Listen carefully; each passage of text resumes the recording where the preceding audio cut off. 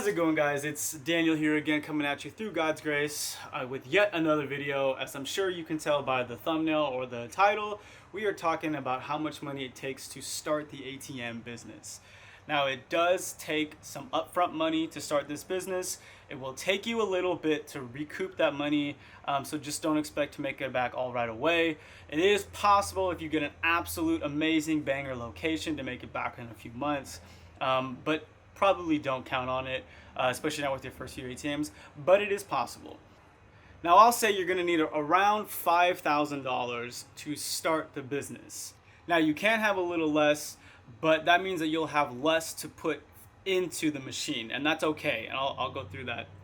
Now, the cost will depend on what state you live in, so you'll have to check with your Secretary of State in whatever state you live in. But for me in California, it's about 80 bucks. So that's already coming out of your pocket. So let's start with the first thing. The first thing would be the internet provider. If you use the internet provider that I give you in my course, it'll run you about 130 bucks, including shipping, to get the modem sent to you. So there's that. And it'll also cost you about $8 a month to keep the internet going, because just like a cell phone, you need to buy the hardware itself and pay monthly for the service. Okay, so that's about $130 plus $80 if you're in California. So we're already looking at about $210. And then for the ATM itself, if you go through my provider, they run you about $2,400. That also is including shipping as well.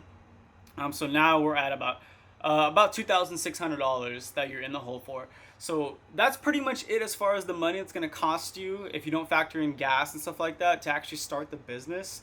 Opening a bank account isn't going to cost you any money other than maybe some money you'll have to put in there for a deposit. But remember, that money doesn't actually go anywhere.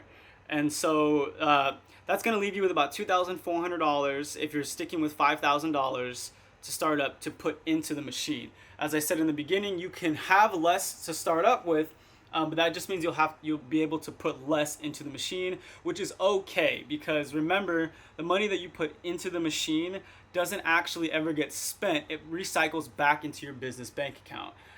So you can start off with $1,000. It's not a big deal. You just have to go there more often, but you can start out with $1,000, and eventually that $1,000 will generate the extra income that you'll use to then put just back into the machine or do whatever you want with it.